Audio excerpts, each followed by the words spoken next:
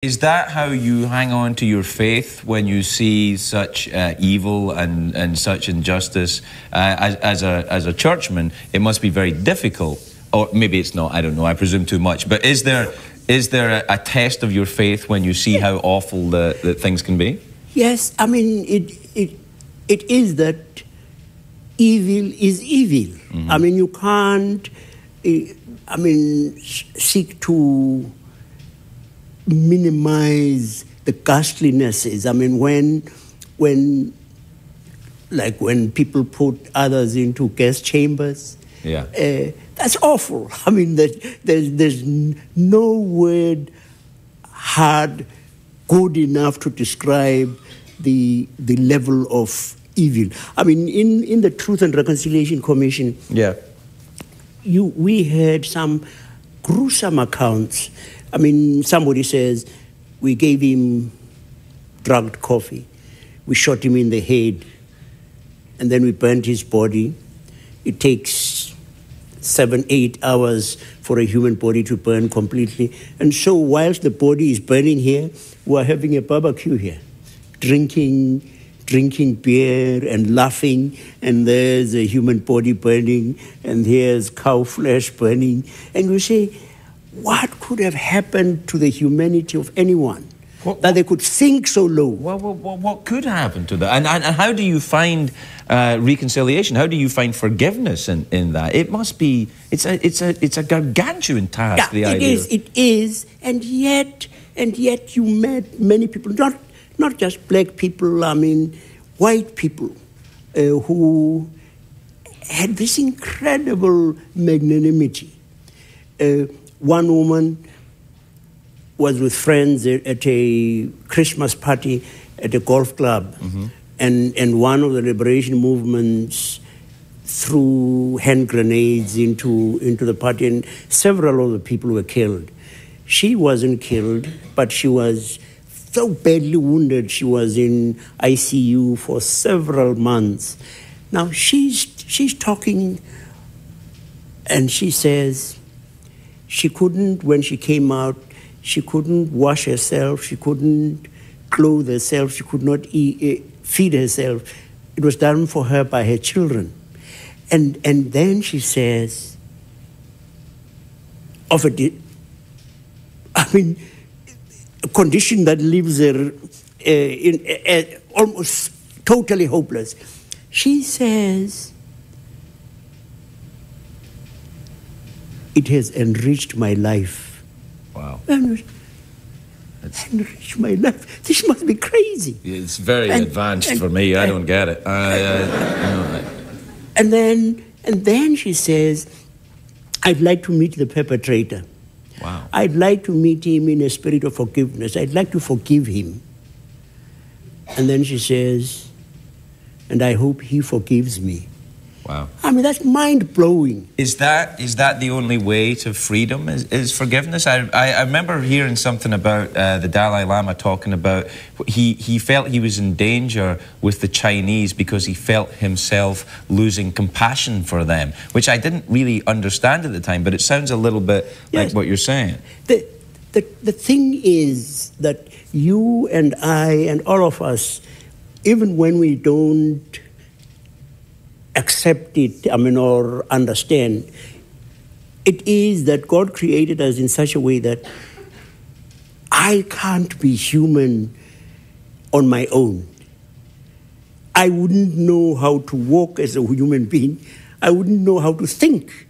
I wouldn't know how to speak. I wouldn't know how to be a human being except through learning from other human beings. And so our humanity is bound up with one another's. And you see, we saw it in South Africa. If you carry out a policy that dehumanizes others, in the process, you are dehumanized. Right. And so you understand now, you understand how others can say, in order for me to be me, I want to forgive you. Because, have you discovered, when you don't forgive, Yeah. frequently you feel it in your tum-tum. Yeah, you do. Yes. I was told that resentment was like drinking poison and then expecting someone else to die. You know, that it has that... Oh, that's a beautiful... Thank you very much. It's not mine. Father Tutu, we have to take a break, and then we'll be right back. We'll be right back with Archbishop Desmond Tutu, everybody.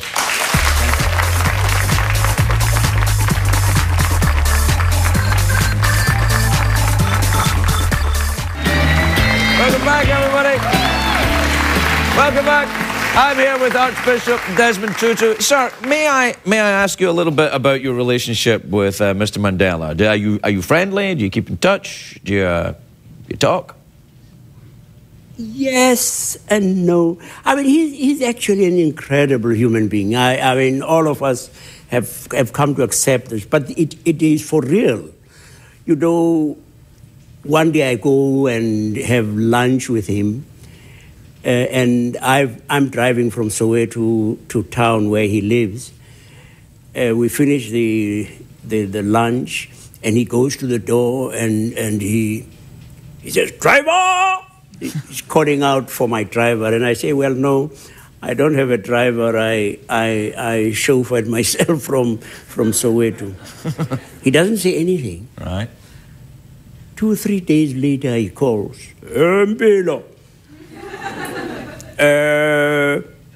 I'm sorry, I didn't ask you, but I didn't like the fact that you were driving yourself. And so I have asked 1 or 2 of my friends whether they can help you."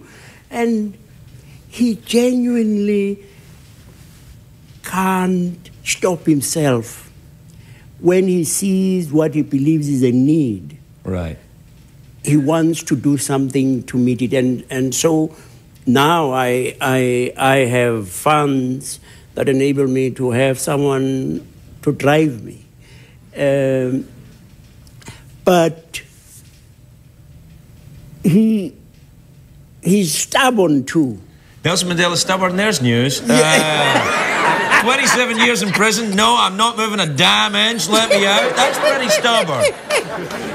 No, but he's beautiful. You know, often people say 27 years. Oh, what a waste. Just look at what this guy would have done. No. Right, of course. No, because you see, when he went to jail, he was angry. Mm-hmm.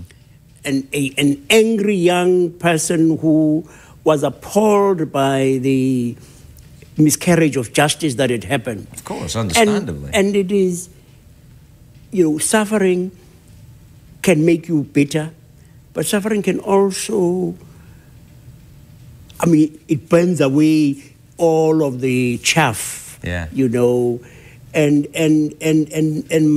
Nelson learned there to put himself in the shoes of the other, trying to understand how the Afrikaner must be feeling. His compassion, his magnanimity, his willingness to forgive those who had done him such an injustice, had done his people such an injustice. Incredible. And we were very, very blessed, because you can imagine if we had had someone who said, "We want to get our own back." Yeah. You'd still be at it. You know, it'd be still going on. If we were going to be alive still. Yeah, that's true, yeah. Our country would have gone up in flames. Sure. And that's why we say there actually is no future without forgiveness. Just think, if you, I know you don't do this, but if you quarrel with your wife. God bless you. Yeah. You don't know. No, and I'm sure you don't quarrel with yours either.